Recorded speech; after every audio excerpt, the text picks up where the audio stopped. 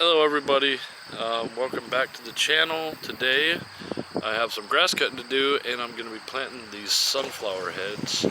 I just wanted to show you some of the seeds that I got. You should be able to tell they're dried up a little bit, but we can get some of the seeds that are in here, and I'm not sure if a lot of these have fallen out. And it looks like a lot of them have actually fallen out. So, what was going to be a simple thing, I think will now involve me grabbing handfuls of this and actually just stuff it in the ground. Some of this is like straw. Yeah, see here, you can see this. These right here in the center are the seeds, and the rest of them have actually fallen out. So, you can tell, these are actually the seeds for the sunflower. At least that's what makes sense to me. I guess I've never seen a sunflower seed myself, but so we're gonna give this a go. Originally, I had grabbed these a week ago.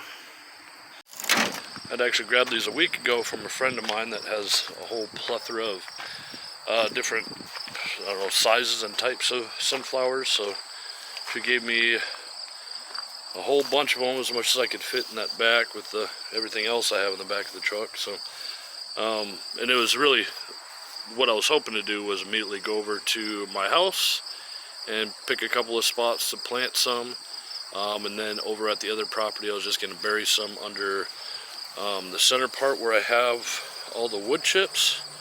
So what I'm going to do now is, like I said, I'll grab handfuls of that stuff and I'll be doing it with those. It just won't be the actual heads like I had planned on. It'll be handfuls of seeds instead. It's a free, kind of easy way to try and get some more color and some more diversity in my gardens. And it's kind of cool to see how well those take off. And I have to go over there anyways and cut the grass. So that's what I'll be doing for now. I'm going to go drive over and I'll show you how I'm going to get those seeds in the ground. So keep watching. Alright, so we're over at the smaller, like the single lot. And as far as these sunflowers go, I was just going to like toss them in the center there, which is probably not the most effective way of planting something. So I'm going to kind of clear up some of it, but remember all these wood chips are like 2 feet deep, so it's kind of a pain. So I might just go on the edges or something like that. So I'll kind of focus, at least in this area, this big center area, and then around this maple tree where the roots and all that kind of make it difficult for me to plant anything that isn't from seed. You can see there I do have some sun chokes up there. But this main rush here is planted out as, well, I definitely don't want sunflowers in here because they're going to spread quite a lot, I do believe. And I think I'm pretty much done planting in here, maybe for the next year or two, I'm not sure yet. It's not very dense, but I would like to set aside more room for possibly other bushes or other native flowers. So you can see the sunchokes here are doing pretty well. And that was just to try to get some sort of something that would do some soil building. That's why I have things like comfrey that'll be able to put on a lot of growth and then lay it down and start building up that soil. So I'm going to go grab handfuls of those sunflower seeds and get to planting, and I'll show you kind of what I'm dealing with all these wood chips. Alright, so here we are, kind of in this corner, and this is where kind of some random stuff comes up. This is, I forget what this is called, but this is like a poisonous berry, but they use it for stain and stuff like that. But this just kind of had random weeds that had come up. So I'd like to kind of half bury these, or maybe just leave them like that. But I've got a whole handful. You can see there's straw in there, but there's a whole bunch of those seeds from there. So it's gonna be kind of hard with one hand, but basically what I'm gonna do is I'm gonna clear away just a couple spots. Try to get through the wood chips as much as I can, and then I'll spread the seeds into it and then kind of cover it up, and just kind of randomly just do this. I mean, which is going to be more effective, me just doing this, and letting the rains and all that take it down, and maybe they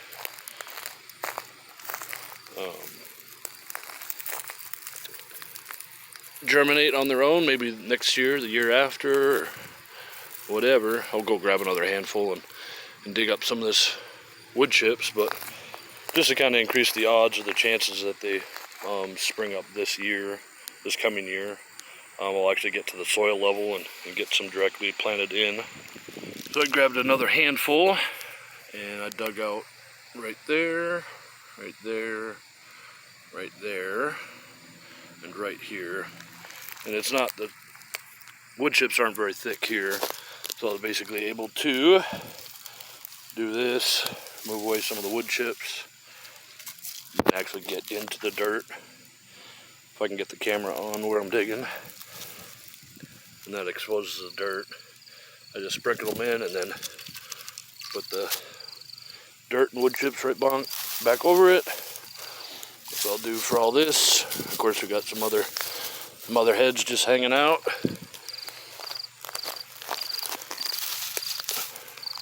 Yeah, I know, like, this area is gonna be pretty. I mean, I'm not gonna manage it, or it's gonna be pretty unmanaged. But it'd be nice to get some more diversity in there, and if we could get sunflowers to take it over, that'd be awesome. One more area I'll show you that I want to get some other flowers into. So this area, I'll probably spread from those seed packets that I bought. You can buy like varieties of 10,000 seeds. And I'll probably go through every spring and sow a bunch. But I was thinking I would just do the same thing with this. Because there is some. I mean, there's been a whole bunch of flowers throughout here. And this was a lot of leaves. And then it was manure underneath. So like that's a real, I'm gonna have to dig pretty far down, I think, to get to actual dirt. But the idea be just add some color here. That's what I kind of do with those seed packets anyways. What I did with a lot of the sunflower heads is I just toss them right on my compost bin.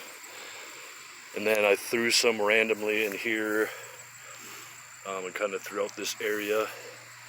Kind of tossed a few back there, and we'll see. Because I'm going to be moving up. I'll be moving all these wood chips over and get rid of this plastic that's on this side. I tried to protect the fence over here for the neighbor. It's not working out too well, so I'm just going to move all this over, rip up that plastic. It only comes out to right here anyways.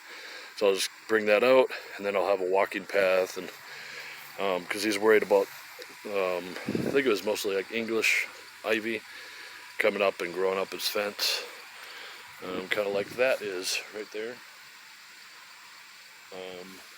So that's kind of the rest of the plan for today. I got a couple more spots to spread some seeds. But other than that, things are looking really well here. Got some happy butterflies.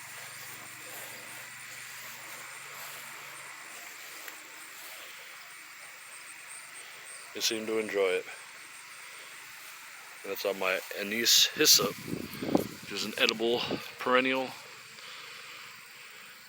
That's arugula right behind it there, and a couple others. But I'll leave you with that, and thank you for watching.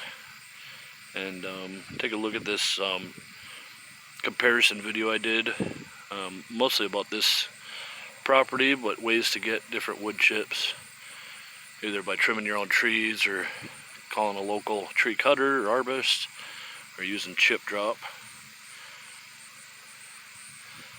It actually was a lot helpful, because buying wood chips is for the birds or the butterflies, whichever. It's definitely not necessary to spend hundreds of dollars to sheet mulch anything. You can get cardboard from from a local retailer, really.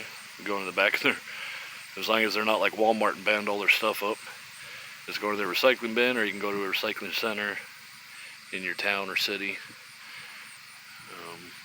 So hopefully next year, these butterflies will be hanging out with the hyssop, and there'll be some currants, some red currants for me to eat. And that'll be coming next year. So again, thanks for watching, and I'll see you next time. All right, bye-bye.